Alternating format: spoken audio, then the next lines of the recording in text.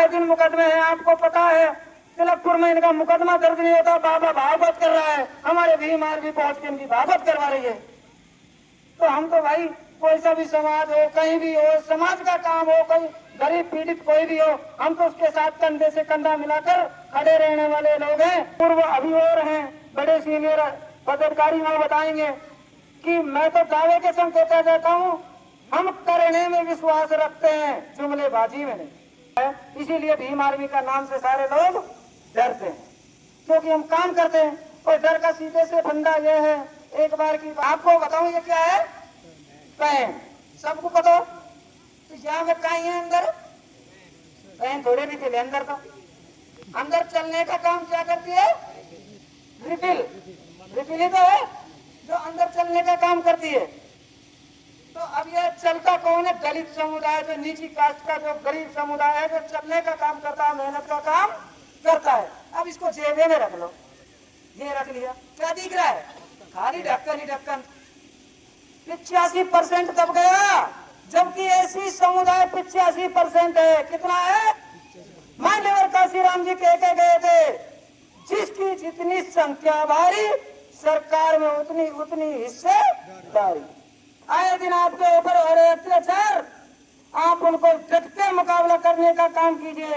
इन्हीं शब्दों के साथ अगले वक्ता के रूप में हमारे बड़े भाई नमन कुमार धाबकिया जी को बुला रहा हूँ। सीधे सीधे एक बार ताली तो बजाओ मुझे मत करो। सबसे पहले तथागत गौतम बुद्ध को नमन करते हुए हमारे मसीहा, नारी मुक्ति दाता, हमारे विधाता और आप सब लोग, हम सब लोगों के उद्धारक doctor B.R. Ambedkar symbol of knowledge के चरणों में मेरा सादर नमन, और समय समय पर जन्मे हमारे संत गुरुओं और महापुरुषों को मेरा नमन। आज जो रात्रि चौपाल आपके गांव कलसाड़ा में आयोजित हो रही है, वो एक सराहनीय पहल है। इस पहल से पहले हम एक रात्रि चौपाल और भी कर चुके।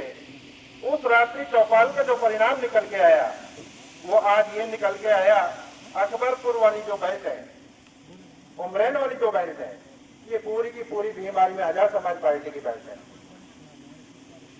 तो ये रात्रि चौपाल हमारी जो मालेखेड़ा में है, मालेखेड़ा कलसाड़ा में, तो ये मैं कहीं तक परिणाम इसका सार्थक निकालना चाहूंगा कि ये इसका जो परिणाम आए वो इस तरीके से निकल के आए, आपका भी नाम पूरे क्षेत्र में हम चाहे सम्मान, चाहे हम लक्ष्मणगढ़ में हो, चाहे हम गोविंदगढ़ में हो, चाहे हम थानागाजी में हम पूछ करेंगे, तो वहां आपके गांव का नाम से सम्मान लिया जाए, ऐसा मेरा मानना है। बाकी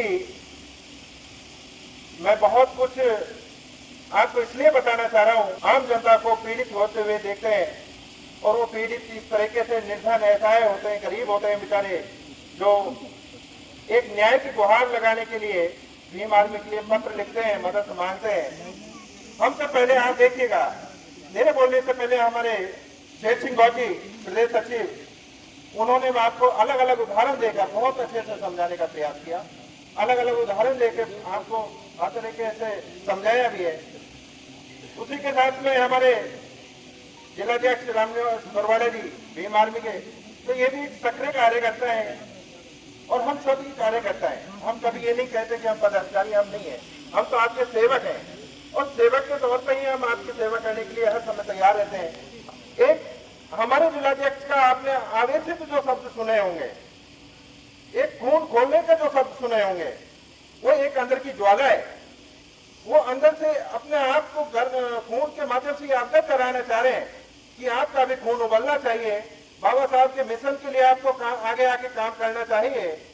आप लोगों के जो ठंडा खून है, मैं काफी देर से देख रहा हूँ, कोई इधर घूम रहा है, कोई उधर घूम रहा है, और जबकि होना ये चाहिए कि कहीं बाहर से अपना समय, अपना डीजल पेट्रोल खर्चा करके आप लोगों तक हम बीच में आ रहे हैं। क्यों आ रहे हैं? क्योंकि हमारी पीड़ा है कि अगर हमारी समाज के बीच में हम सुधार करने के जो विचार रखेंगे, कहीं उसका इफेक्ट पड़ेगा और समाज आगे बढ़ेगा। और ये समाज आगे बढ़ने के साथ साथ मैं ये भी कहना चाहूंगा, अगर आप लोग सब एकजुटता में नहीं रहे तो जुल्म तो आप सहोगे, और आपके आपके जुल्म के साथ साथ हम भी जुल्म सहेंगे। और वो जुल्म हम कैसे सहेंगे ये भी मैं आपको अवगत करा दूं। हमारे साथी के अगर आप हालत देखेंगे, खड़ा देखेंगे, आपको स्वस्थ नजर आएगा, लेकिन स्वस्थ के साथ साथ वो सक्रिय भी नजर आएगा। अनिल जोनवाल जी एक बार खड़े हुए, इनकी एक बार देखिए, आपसे कितने दुबले पतले हैं, लेकिन हमारे कार्यकर्ता को प्रशासन पाबंद करती है। हमारे सीएस सिंह जी हैं, हर 6 महीने में पाबंद होते हैं। क्यों? आपकी लड़ाई लड़ते हैं, आपकी लड़ाई लड़ते हैं, इसलिए पाबंद करते हैं। किसके लिए? आप लोगों के लिए पाबंद होते हैं। अगर आप सजग हो गए, जागरूक हो गए, आप शिक्षित हो गए, आप संगठित हो गए, तो मैं मानता हूं अपने अधिकारों को लेने में आप सक्षम होंगे और उन अधिकारों को पाके आप अपना विकास, अपने समाज का विकास, अपने देश का विकास करोगे। जिस तरीके से आपकी लड़ाई ग्रामीण क्षेत्र में या शहरी क्षेत्र में भीम आर्मी की टीम, आजाद समाज पार्टी की टीम लड़ रही है, उसी प्रकार से पूरे देश का बीड़ा जो ऐसा है निर्धन, गरीब, शोषित, पीड़ित, उन लोगों की आवाज चंद्रशेखर आजाद भाई सदन में होकर उठाते हैं। आपकी एक छोटी सी बात को अगर कोई हादसा होता है, उसकी बात को आपको कहाँ उठाते हो? सदन में उठाते हैं, संसद भवन में उठाते हैं। ये ताकत आप लोगों को कायम करनी पड़ेगी। आप लोगों को चंद्रशेखर आजाद भाई को पहचानना पड़ेगा कि हमारी वास्तविक लड़ाई लड़ने वाला कौन है। आज की जनरेशन में कितने शिक्षित, सारे लोग शिक्षित ही हैं, वो 2%, 5% अनपढ़ लोग हैं, बाकी सारे शिक्षित लोग हैं। और उनको समझना होगा कि हमारी लड़ाई लड़ने वाले अगर हैं तो एक अकेले चंद्रशेखर आजाद भाई हैं। अगर हमें इस लड़ाई को मजबूती से और ज्यादा लड़ना है तो हमें चंद्रशेखर आजाद भाई जैसे और सैकड़ों का सांसद हमें निकालने होंगे, हमें विधायक निकालने होंगे, तब जाके आप लोगों की कहीं ना कहीं हिस्सेदारी होगी। आप लोगों को उचित संसाधन मिलेंगे, जो आपके अधिकार के अनुसार आपका अधिकार है वो आप लोगों को मिलेगा। और वो कब मिलेगा? जब आप अपनी अंदर की आत्मा को जगाओगे। अगर ऐसे सोते रहे, मेरी बात को सुनने के बाद आप जाके रोटी खाई और सो गए तो कोई याद नहीं रखेगा। लेकिन एक बार हमारे जितने भी साथी बोले, एक बार एनालाइसिस कीजिएगा उसको, एक बार समझिएगा कि और वो बाहर के लोग आए थे कि हमारे चाहे रामगढ़ से आए हो, चाहे लक्ष्मणगढ़ से, चाहे थानागाजी से हमारे पदाधिकारी आए, वो क्या बोल के गए, हमारे गांव के लिए क्यों बोल के गए। एक बार आपके अंदर की आत्मा से सोचना तो पड़ेगा। अगर आपने सोचा तो आप, मैं कहीं ना कहीं मानता हूं, आप जरूर उत्थान की ओर चलोगे, आप जागरूक होंगे, अपने हक और अधिकार के लिए लड़ाई भी लड़ना स्टार्ट कर दोगे। जिस तरीके से अभी हमारे अनिल जोनवाल जी ने भी बताया कि हमारे मालाखेड़ा क्षेत्र में हम काफी लंबे समय से मूर्ति की और सामुदायिक भवन की मांग कर रहे हैं, लेकिन मालक ये कलसाड़े गांव से एक या दो बंदे के मैं नहीं कहता, नहीं, इसके साथ एक भी बंदा नहीं पहुंचा। बड़ी शर्म की बात है, जिस गांव में 300 से 400 घर अगर अपनी समाज के हो और बाबा साहब की विचारधारा को मानने वाले अन्य साथीगण हो और वो अकेले 2 बंदे निकल के जाए, कितनी है ना, गलत बात है ना आपकी। अगर यही आपका, आप शोषित हो या फिर आपके साथ में कोई अत्याचार हो, आपको अलग ही छोड़ दिया जाए, क्या आप कैसा महसूस करोगे? किसको ताना देंगे? समाज कोई काम की नहीं है, यही कहोगे ना? इसके अलावा और कोई शब्द नहीं निकलेगा। भैया कोई किसी के काम नहीं आता, समाज भी कोई किसी की नहीं होती।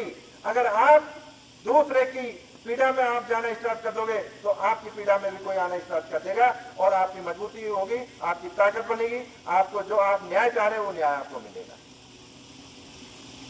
लेकिन भैया करना तो पड़ेगा। मैं एक छोटा सा उदाहरण के माध्यम से आपको समझाने का प्रयास भी करूंगा। एक समय मान्यवर काशीराम जी कहीं विजिट पे वो चलते रहे, साइकिल से चले, साइकिल जब चलाना बस की नहीं रहा तो पैदल निकल पड़े। और जब पैदल निकल पड़े तो किसी गांव के पास में एक कुआं था और उस कुएं में जो कुटिया होती है उसके कुछ पिल्ले उसमें पड़े हुए थे, हल्की सी कीचड़ थी, कीचड़ में वो लटपट थे और जो 6-7 पिल्ले थे उनमें से 2-3 ऐसे पिल्ले थे जो उछल उछल के निकलने का प्रयास कर रहे थे, ऊपर चढ़ने का प्रयास कर रहे थे। कुछ 2-3 ही कर रहे थे, बाकी उस कीचड़ में लिप्त होकर मस्ती में मस्त थे, पड़े थे।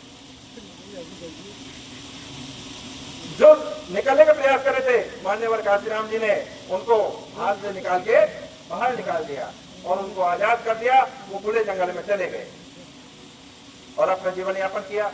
और जो सुसुप्त थे, जो कीचड़ में लिप्त थे, वो क्या हुआ, वो उसी कीचड़ में रख के अपना जीवन यापन वहीं समाप्त कर लिया। मेरा कहने का उद्देश्य आपसे इतना, इस कविता के माध्यम से या कहानी के माध्यम से या कथित तौर पे मैं ये कहना चाहूंगा कि जो आगे बढ़ रहा है उसका आप सपोर्ट कीजिए, उसका सहयोग कीजिए, हर तरीके से सहयोग करने का प्रयास कीजिए, तन से, मन से, धन से। अगर हम कर नहीं सकते तो सुन तो सकते हैं ना, अगर सुन भी नहीं सकते तो बोल तो सकते हैं, अगर जब बोल भी नहीं सकते लिख सकते हो, लिख के दो। अगर लिख भी नहीं सकते, जो कोई बोल रहा है, जो कोई सुन रहा है, जो कोई लिख रहा है, तो उसका सहयोग कीजिए, इतना तो कर सकते हैं। लेकिन टाइम पकड़ के खींचने का सिस्टम बंद कीजिएगा आज के बाद। इसलिए अगर आगामी जब कभी मीटिंग होगी कल सड़ा की, तो मैं देखना चाहूंगा ये जो सैकड़ों की संख्या है, ये हजारों की संख्या में तब्दील होनी चाहिए। तब तो मैं मानूंगा कि भीम आर्मी आजाद समाज पार्टी का विकास हुआ। अगर आप ऐसा नहीं कर सकते तो मैं यही समझूंगा मान्य प्रकाश राम जी ने जो काम किया, जो आगे बढ़ना चाह रहे थे, जैसे अभी 3 पदाधिकारियों को हमने नियुक्ति दी है, आगे खींचने का प्रयास करेंगे, आगे बढ़ाने का प्रयास करेंगे। बाकी आप सुसुप्त रहिए, जब कभी अत्याचार आपके पास आपके ऊपर हो तो आप उसमें अपने आप को संतुष्ट कीजिएगा। अगर ऐसा नहीं चाहते तो सबके जो आगे आ रहा है उसका सपोर्ट कीजिएगा। जो गवर्नमेंट एम्प्लॉय है, बिजनेसमैन है या किसी और धंधों में अपना टाइम इन्वेस्ट कर रहा है, वो जो सोशल एक्टिविटी कर रहे हैं उनका सपोर्ट कीजिएगा। कुछ न कुछ तो करना पड़ेगा। अपनी कमाई का 1/4 हिस्सा जिस दिन हम डोनेट करने लगे, देने लगे, तो आपका और हमारा सब लोगों का विकास संभव है।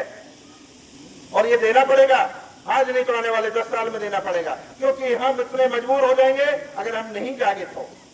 अगर आप जागे तो शायद 1/4 हिस्सा हमें नहीं देना पड़ेगा, हम अपने हक अधिकार वैसे ही ले लेंगे। अगर अपने क्षेत्र से कोई विधायक निकल के जाएगा तो आपके सबसे पहले विकास तो आप लोगों का ही होगा। इसलिए भीम आर्मी आजाद समाज पार्टी की टीम को मजबूत कीजिएगा और एक प्रत्येक कार्यकर्ता उसमें दिलचस्पी से काम कीजिएगा और आगे बढ़ाने का काम कीजिएगा। आप सभी ग्रामवासियों ने हमारी पूरी भीम आर्मी का टीम का जो मान सम्मान रखा, उसके लिए आप सभी का तहे दिल से मेरी तरफ से भी आप सभी का बहुत बहुत साधुवाद, धन्यवाद, जिन्होंने इतने शॉर्ट समय में आपने हमें सुना, समझा और समझने के बाद आगे हमारे साथ कंधे से कंधा और कदम से कदम मिलाने का जो आप काम करेंगे, इसके लिए भी मैं अग्रिम शुभकामना आपको देता हूँ। जय भीम, जय भारत, जय संविधान।